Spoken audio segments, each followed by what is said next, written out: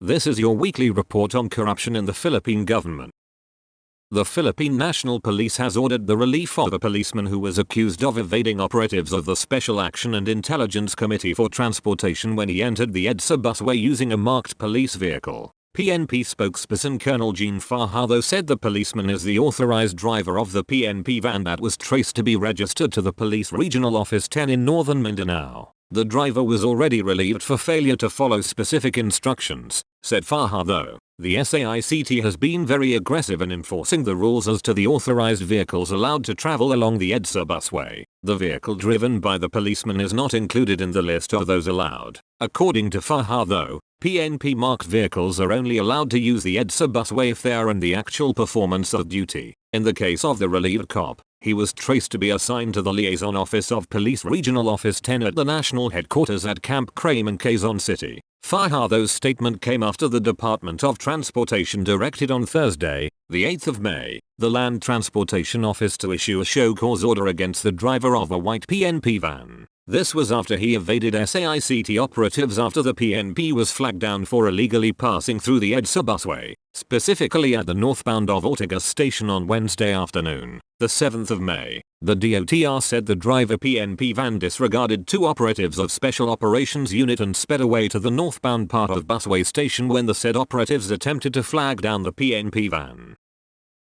Criminal complaints have been filed before the Office of the Ombudsman against Dioscoro E. Esteban Jr., officer in charge of the PEA Tollways Corporation, for unlawful actions in allegedly misrepresenting the firm and reportedly maligning the Cavitex Infrastructure Corporation as a corrupt private firm. The complaint was filed by CIC through attorney Criselda M. Funalis, head of the legal services. In its complaint, CIC asked the OMB to hold Esteban criminally liable for perjury under Article 183 of the Revised Penal Code, usurpation of authority under Article 171 of the RPC, slander under Article 358 of the RPC, and for violation of Section 3E of Republic Act No. 3019, the Anti-Graft and Corrupt Practices Act. PEATC is a wholly owned subsidiary of the Philippine Reclamation Authority, formerly Public Estates Authority, and attached to the Department of Environment and Natural Resources. In her complaint affidavit received by the OMB last the 6th of May,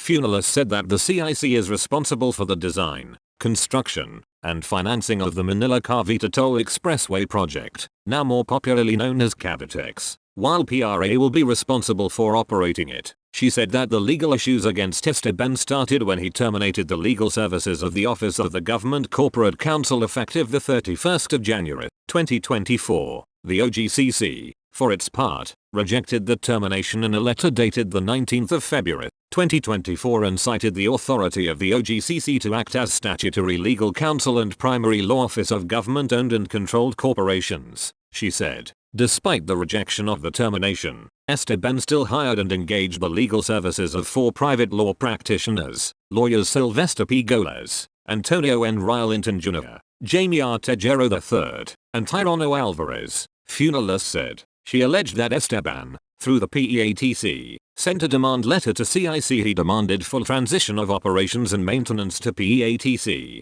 transfer point of sale to and register them under the name of PEATC, and transfer all of contracts for goods and services required in the O&M of the project to PEATC, among many other things. The PEATC and CIC went back and forth with this issue until the private lawyers of PEATC filed a petition for mandamus on the 15th of March, 2024 against CIC and Funalis before the Court of Appeals. Funalis said in her complaint that Esteban and his lawyers later even went on a press tour, relentlessly spreading false and misleading assertions to the substantial detriment of CIC. Esteban even accused CIC of being a corrupt private corporation, she said. Funalis told the OMB that Esteban had no authority to act on behalf of PEATC, particularly in filing the petition for mandamus, because he is merely appointed as OIC. In fact, his verification is not supported by a secretary's certificate or any other document explicitly authorizing him to represent PEATC in the petition filed, she said.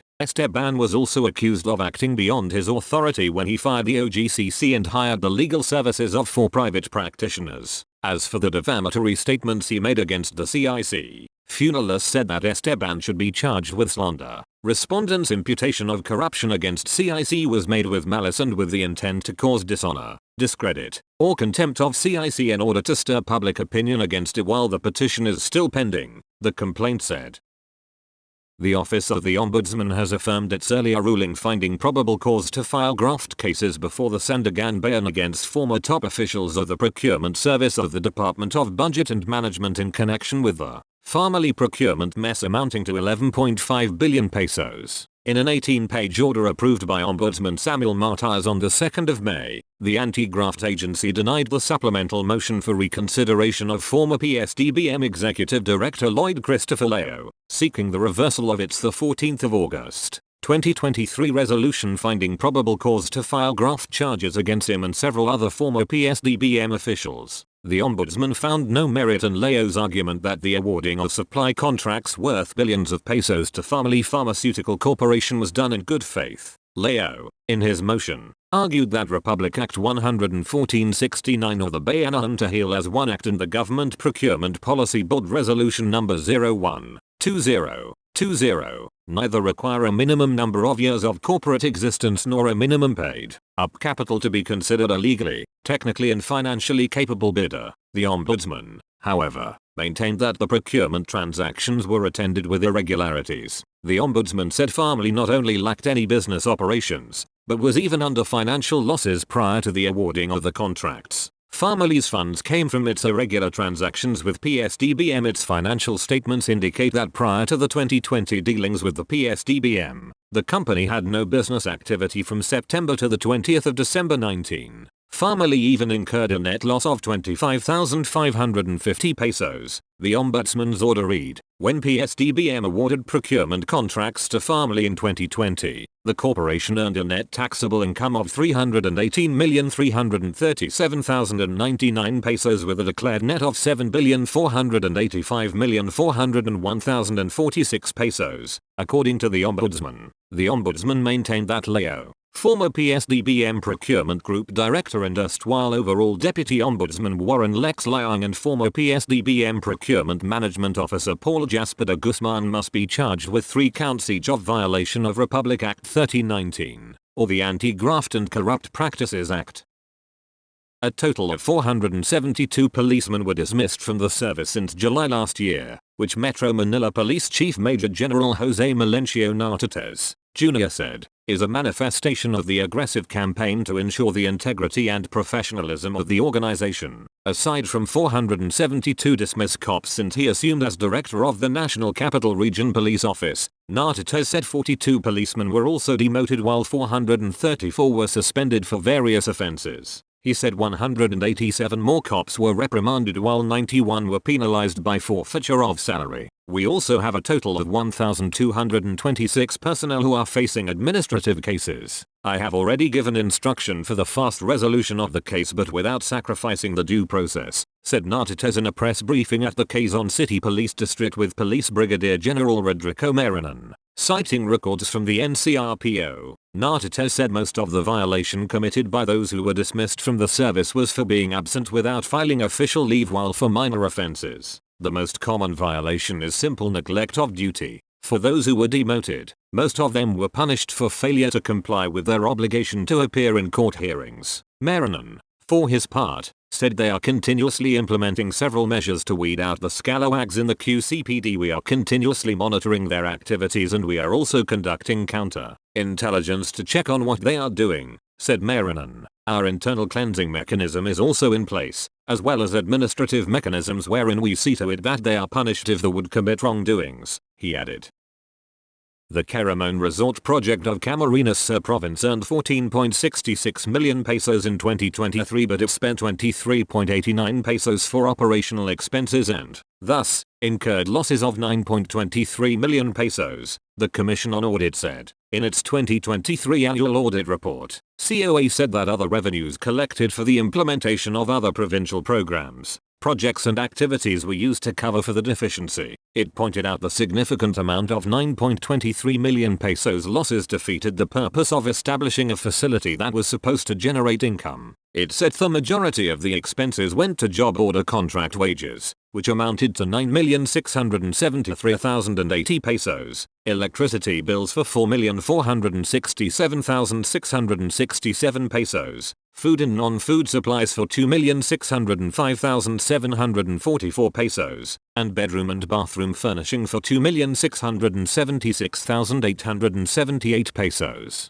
Also, it said, the other expenses water bills for 1,075,343 pesos, insurance expenses for 726,291 pesos, janitorial supplies for 660,805 pesos, rent expenses for 817,832 pesos, contract of service wages, 483,450 pesos, and resort operation officer, in charge, 708,360 pesos. COA said its audit team recognized the efforts of the provincial governments to provide basic services and facilities through tourism development and promotion programs. However, it stressed the need for the Caramoan Resort project to provide accurate information on whether the relevant expenditures incurred for its operation have been sufficiently covered by actual collections of revenue, thus supporting the profitability and sustainability of the facility. Nonetheless, the expenditures that exceeded the actual collections have depleted funds which can be used to implement other programs, projects, activities that provide relevant public services beneficial to most of the people of Camarines Sur, it stressed. 6 officials of Barangay Calabahir were suspended for 90 days over a controversial notice showing an image of a gun as a penalty for those who disobey a rule on dumping garbage. The notice was printed on a tarpaulin that indicated a fine of 1,000 pesos for the first offense. Second offense is also a fine of 1,000 pesos and 8 hours of community service, and no specific penalty for the third offense except for an image of a gun. Concerned citizens filed a complaint against the barangay officials, pointing out that an image of the gun implies killing and a threat to one's life. The municipal council recommended placing these barangay officials, the chairperson, 4 council members, and Sangguniang Kabataan chairperson, under preventive suspension pending investigation of the administrative cases lodged against them. Bangued Mayor Myla Valera on the 6th of May approved the municipal council's recommendation and ordered the barangay officials suspended for 90 days. Eric Astadio, secretary of the municipal council, clarified that the preventive suspension is not a penalty but a way of preventing the suspended village officials, respondents in the complaint, from influencing the possible witnesses and preserving the integrity of the documents or evidence as the conduct of the investigation and inquiry is ongoing. The suspended barangay officials are facing cases of grave misconduct, grave abuse of authority, gross neglect of duty, gross dishonesty, and conduct prejudicial to the best interest of the service. A resort in Panglao, Bohol, which was recently ordered to shut operations due to lack of business permit, filed charges against Town Mayor Ajado Boyarque and others due to the alleged use of excessive force during the closure. Criminal and civil cases were filed last the 26th of April at the office of the Provincial Prosecutor of Bohol City of Tagbilaran, 10 days since the business was ordered to close down, said the management of Villa Tamasa, Alona Q White Beach Resort in a statement last the 9th of May. Arque signed and served the closure order against the resort on ground. We, the management of the Villa Tamasa Alona Q Hotel Resort, have expressed fear and utmost disappointment to the recent action taken by some individuals headed by Panglao, Bohol Mayor Ajado Boyarque for using excessive force to close out their resort 2 weeks ago, it read. The management added that 300 employees were left traumatized up to now and local and foreign tourists staying in the resort were shocked after the horrible incident. The Gardo family of Cebu rented Alona Q White Beach Resort and launched it as Villa Tamasa Alona Q White Beach Resort on the 20th of March 23. The owner and management of Alona Q White Beach Resort later decided to take over the management of the resort. The management of the closed down resort noted there are still 4 years left from the 5-year lease agreement. The management also warns unscrupulous individuals who will be taking advantage of the resort's current situation not to go to any negotiations without the full knowledge of the owner of the Villa Tamasa Alona Q Hotel Resort, it said. Police seized high-powered guns and bullets during a search warrant operation in the house of a retired soldier in Sitio Camagong, Barangay Sampaguita, Salona, Cagayan on Saturday, the 11th of May, Police Brigadier General Christopher Sebering, PRO2 chief, said that 7 persons were arrested and 1 person was wounded in the operation. 4 others, including a retired soldier who was the subject of the operation, escaped during the shootout. Recovered during the operation were 2 rifle grenades, 1 caliber .38 revolver with 6 bullets, an improvised shotgun loaded with bullets, 1 air gun, bullets and magazine assembly for an M14 rifle, 2 caliber .45 pistol, an R4 rifle owned by the Armed Forces of the Philippines, magazine assemblies, and bullets. Birang lauded police officers for the successful operation. He called on the people to report the escapees to the police. The suspects face cases for violation of Republic Act No. 105/91 of the Comprehensive Firearms and Ammunition Regulation Act. The Commission on Audit has found as unauthorized and doubtful the 42.1 million pesos fees and charges imposed by the Cabanatuan City government in Nueva Ecija to its taxpayers in 2023 for lack of appropriate city ordinances. In its 2023 annual audit report, COA said that Cabanatuan City has been doing the unauthorized collection of fees and charges for the past years. It said that the city government collected a total amount of 42,111,360 pesos in 2023, which brought its accumulated sum of doubtful taxes to 63,917,043 pesos. It noted that the biggest chunk of the taxes was claimed by the Manuel V. Gallego Cabanatuan City General Hospital for its laboratories pharmacy dialysis fund, which was 30,704,524 pesos. The same hospital also claimed 9,152,981 pesos for its debit credit payment method. It also said the Department of Public Works and Highways collected a huge amount as well for its building permit fees with the amount of 16,135,700 pesos. Meanwhile, the Department of Social Welfare and Development collected several fees such as 808,617 pesos for its nutrition fund,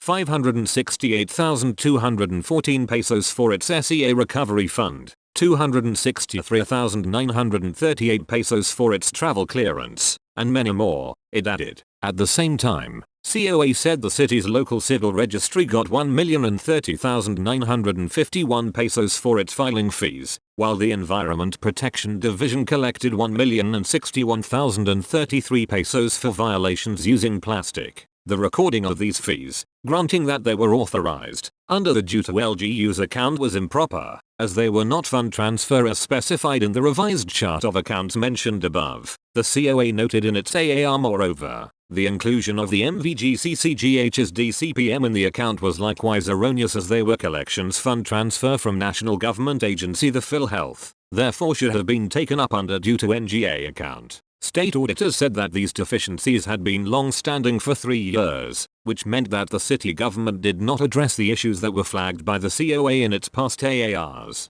The COA recommended that the city's taxes should have prior authority from its legislative body through an ordinance, as provided in sections 132 and 305, C of the Local Government Code, LGC. The audit team has maintained its earlier recommendations for the city treasurer to discontinue the imposition of unauthorized fees and taxes, unless proven that it is supported by an ordinance enacted by the Sangguniang Panlungsod. The COA likewise directed the city accountants to revert the accumulated balance of 63,917,043 pesos to the general fund for inclusion in the annual budget supplemental budget for proper appropriation. We also reiterated our recommendation that responsible offices include in their budgets the regular expenditures which they use to charge in the aforementioned trust fund accounts, the COA said. A 37-year-old job order casual government employee was arrested in a buy-bust operation in Barangay Lopez, Salai City, Negros Occidental on Wednesday, the 8th of May. Police Lieutenant Colonel Mark Anthony De Roca, Salai Police Chief, said the suspect has been monitored for 3 months following information on his alleged illegal activity. He was assigned as a watchman of an elementary school and allegedly yielded 17 grams of suspected shabu worth 115,600 pesos. Also recovered from him were an improvised tutor and the 2,600 pesos marked money. The suspect is tagged as a high-value individual for being a government employee, police said. De Roca said that he was the 3rd casual government worker arrested for a drug offense in the city this year. Another job order casual government employee was arrested in a buy-bust operation in Salai City, Negros Occidental after his illegal activity was reported by his wife to the police on Thursday, the 9th of May. Police Lieutenant Colonel Mark Anthony DeRoca, Salai Police Chief, said the 55-year-old suspect was working as a street sweeper in the city for about 2 years. He said the suspect was nabbed in Barangay Mambulac. The suspect allegedly mauled his wife and children if he is high or used illegal drugs, DeRoca added. Police seized from the suspect, a high-value individual, 3 grams of suspected shabu worth 20,400 pesos. DeRoca said the suspect was the 5th government worker in the city arrested in a drug bust. A Philippine Drug Enforcement Agency Region 12 job order employee was gunned down before dawn on Saturday, the 11th of May, in Tulunan, Cotabato. Police Captain April Rose Soria, Tulunan Municipal Police Station Chief, identified the victim as Peter Estelazo, 39. Investigation said that 2 motorcycle-riding gunmen waited for the suspect to arrive in his house in Barangay Poblacion at past 3 am. The suspects approached and shot the victim with a .45 caliber pistol. Soria said Estelazo succumbed to multiple bullet wounds in the head and body. Police are eyeing personal grudge and job-related as possible motive in the killing. Kath Abbott, PDEA 12 Information Officer, said Estelazo was assigned as a case monitoring personnel in Cotabato. Philippine Drug Enforcement Agency 9, Zamboanga Peninsula, Regional Director Maharani Gaodani Chusok relieved on Tuesday, the 14th of May. PDEA Zamboanga City Office Chief Marvin Santos and 11 other personnel in connection with the escape of 7 drug detainees on Monday, the 13th of May. Chusok said in a press briefing that they were replaced and moved to the regional office to give way to an investigation. PDEA Chief of Operations Aldous Resta took the place of Marvin Santos, who served as chief when 7 drug suspects bolted the facility. Chusok said they are forming a tracker team composed of soldiers, policemen, jail, and PDEA agents to hunt the escapees. Based on the report of the tracking team, the escapees have not yet left Zamboanga City, Chusok said. Initial investigation showed that the suspects broke the ceiling and part of the wall of the detention cell using a piece of metal. The team is also trying to determine how the suspects were able to get hold of the metal and use it for their escape. Mayor John Delib here has asked the PDEA to probe the escape. Several residents from Forsythia and Barangay Punta Engano in Lapu City have filed a complaint before the Ombudsman Visayas for violation of RA 3019, otherwise known as the Anti-Graft and Corrupt Practices Act, against their barangay officials due to the continued shipwrecking operation of MV Diamond Highway in Sitio Proper Jansen, which allegedly posed health problems to their children and some elderlies. In their complaint, which was received by the Office of the Ombudsman Visayas on the 13th of May, 2024, they allege that the officials headed by Punong Barangay Crisanto Estado, Sangguniang Barangay members, Mario Bacli, Elizabeth Martin, Carlito Pagobo, Marco Jonas Estado, Vicente Dungug, Rebecca Admas, and Ranulfo Abijo Jr. violated Section 3, Subparagraph E, and Section 4, Subparagraph C of RA 6713 of the Code of Conduct and Ethical Standards for Public Officials and Employees. In the previous weeks, residents of Sitios Lupa, Colo, Proper Jansen and Mangal have complained of skin rashes and other apparent skin diseases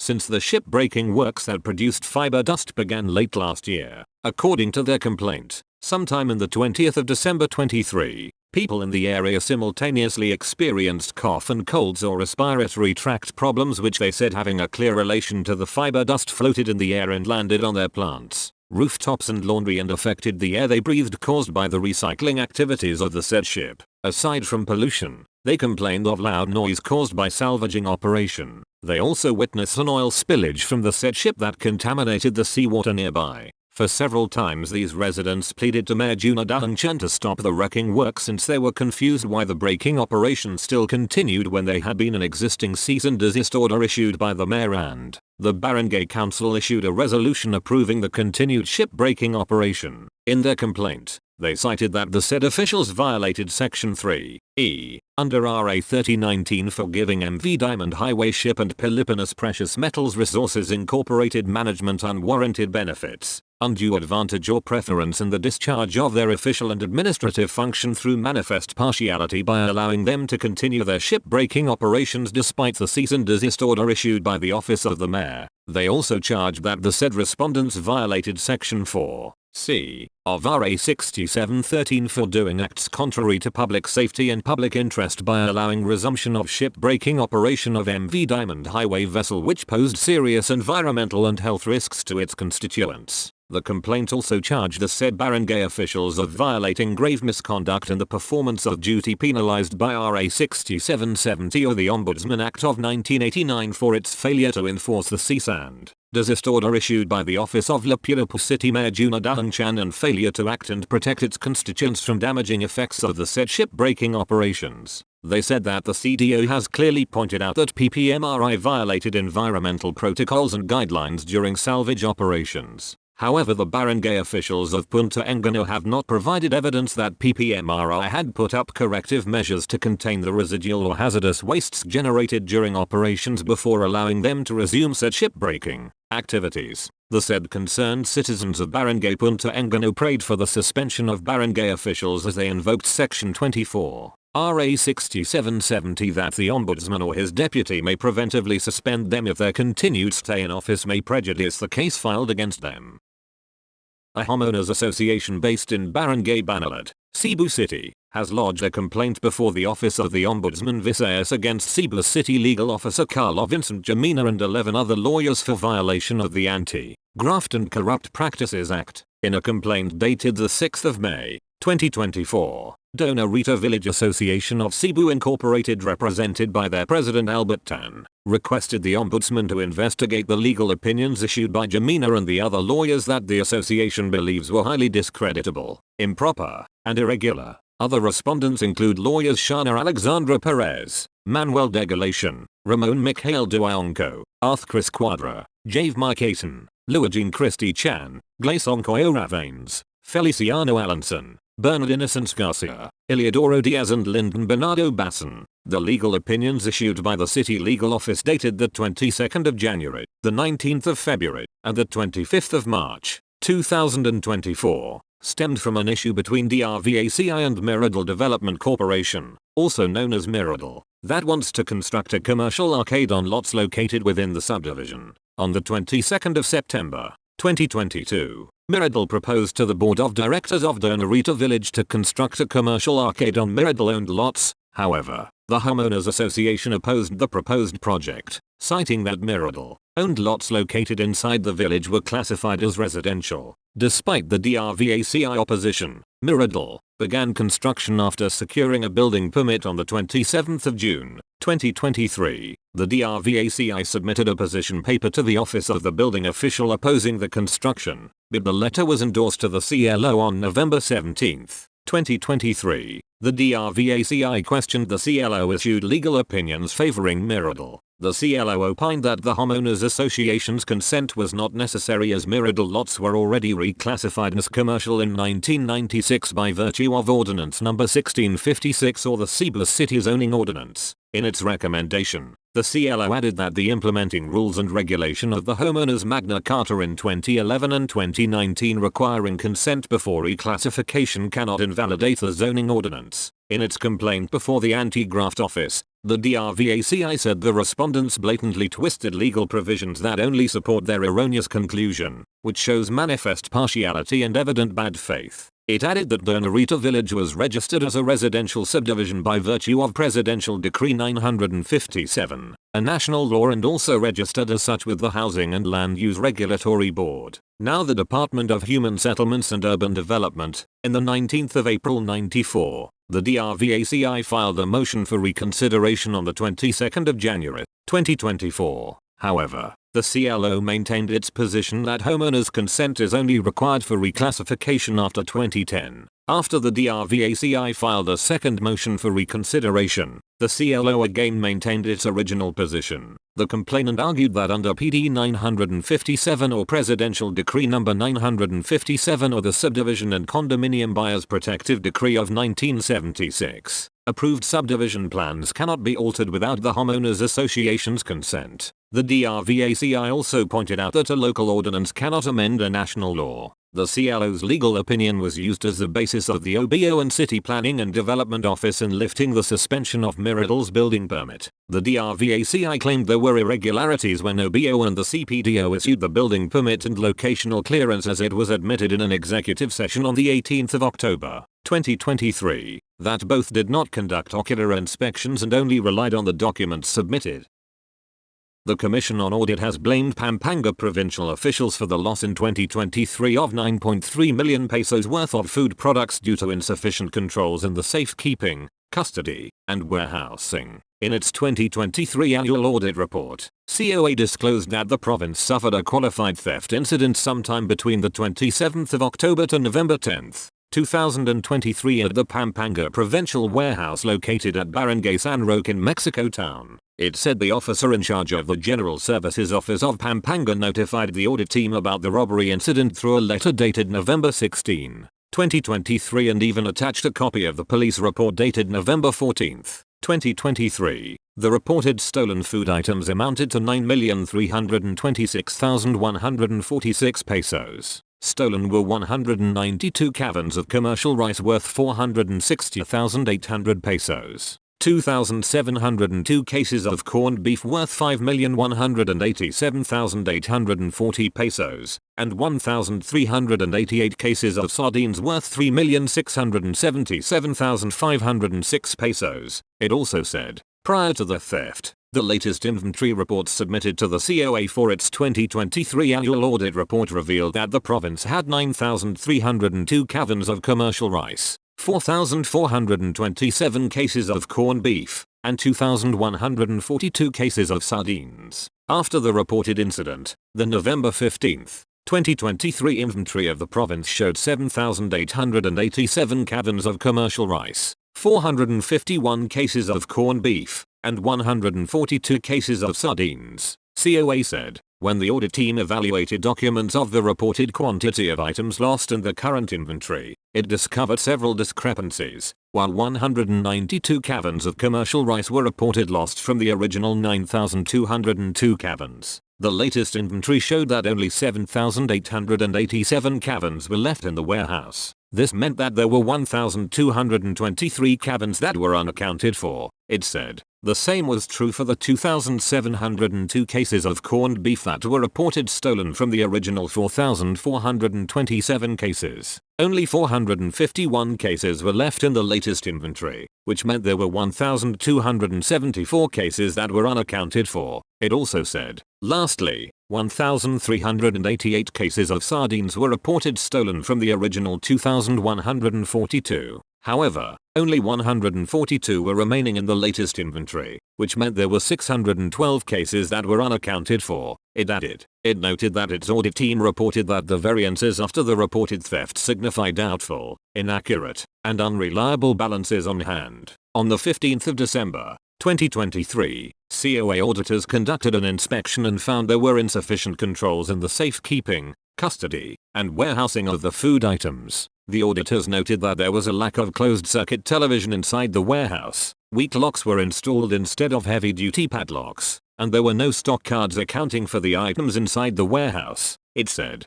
COA also noted, review of documents and records also showed that the lost food supplies were still carried in the inventory, thus overstating the inventory account by at least the amount of reported loss. In addition, it is worth mentioning that as of date, no request for relief from accountability has been filed yet. Thus, COA recommended that the province should beef up internal controls over all the inventories kept in its warehouse and install ample units of CCTVs in every area of the warehouse. It also decided to review relevant documents on the robbery incident, including the province's own investigation on the matter in order to identify the parties that are accountable for the 9.3 million peso loss.